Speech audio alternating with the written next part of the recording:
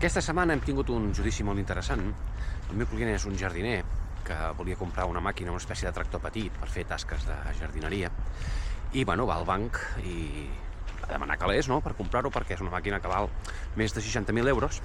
I allà li diuen, no, mira, no cal que facis un crèdit, és millor fer un leasing, El propietari serà el banc, tu com pagues una espècie de lloguer mensual, tu pots desgravar, et surt molt més bé fiscalment, i al final tindràs l'opció de compra, quedar-t'ho, renovar-ho, coses d'aquestes que fan els bancs avui en dia.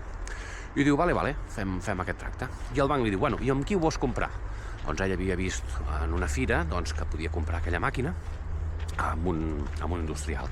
Li diuen aquest, molt bé. El banc li fa la transferència a l'industrial, però resulta que aquest industrial no li entrega la màquina al nostre client. Però clar, el client ha de pagar les quotes mensuals del banc.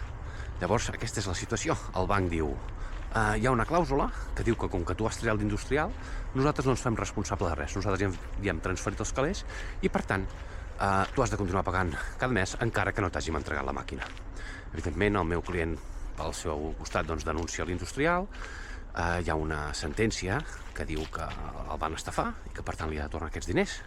Però, clar, aquest industrial és totalment insolvent i no veurà un duro, o veurà molt pocs diners. No podrà recuperar aquests 60.000 euros que va pagant en quotes.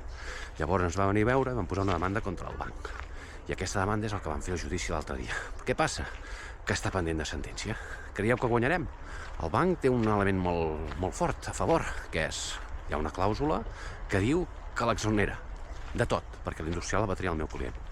Però nosaltres diem que aquesta clàusula l'exonera sempre i quan li hagis entregat la màquina, perquè aquesta clàusula té sentit en el sentit de dir aquesta màquina no funciona bé, o aquesta màquina té problemes, o aquesta màquina no té les especificacions tècniques que voldria. Això t'ho has de menjar, client, perquè tu vas triar l'industrial i vas triar la màquina, però el banc, que és el propietari, entenem que ha d'entregar la màquina.